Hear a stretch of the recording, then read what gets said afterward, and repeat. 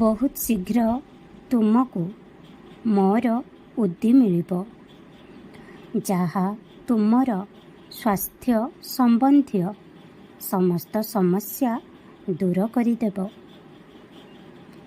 ମୋ ବିଭୂତିରେ ମୋର ଅନେକ ଆଶୀର୍ବାଦ ଅଛି, ତେଣୁ ଏହାକୁ ପାଣିରେ ମିଶାଇ ପ୍ରତିଦିନ ପିଅ ଏବଂ ବିଶ୍ୱାସ ରଖ।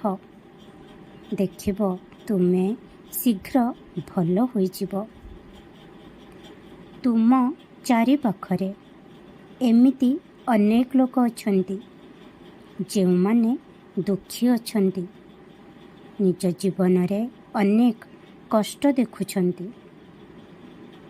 ତେଣୁ ମୁଁ ଚାହୁଁଛି କି ତୁମେ ତୁମର ସକାରାତ୍ମକ ଶବ୍ଦ ସହିତ ସେମାନଙ୍କ ଜୀବନରେ ସକାରାତ୍ମକତାକୁ ଜାଗ୍ରତ କର। ତୁମେ ମୋର ସେହି ପିଲାମାନଙ୍କ ମଧ୍ୟରୁ ଜଣେ ଯାହାକୁ ମୁଁ ଆଶୀର୍ବାଦ ଦେଇଛି କି ତୁମର ସକାରାତ୍ମକ ଶବ୍ଦ ଦ୍ୱାରା ଲୋକଙ୍କ ଜୀବନରେ ଏକ ପରିବର୍ତ୍ତନ ଆସିବ।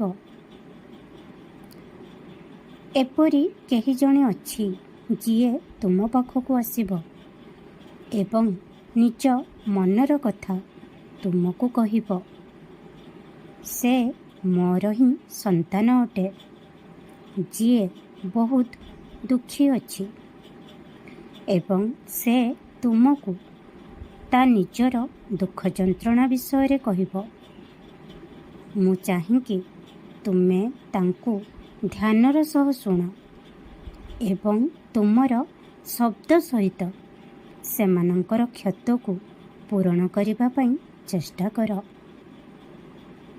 ଜାଣିଛ, ମୁଁ ତୁମ ଉପରେ ବହୁତ ଖୁସି, କାରଣ ତୁମେ ସବୁବେଳେ ମୋ କଥା ମାନ। ଏହିଭଳି ନିଜ ଜୀବନରେ ସତ୍କର୍ମ ଜାରି ରଖ। ତୁମକୁ ସବୁବେଳେ ମୋର ଆଶୀର୍ବାଦ ମିଳିବ। ଖୁସିରେ ରୁହ। ଓମ୍ ସାଇରାମ, ଜୟ ସାଇରାମ।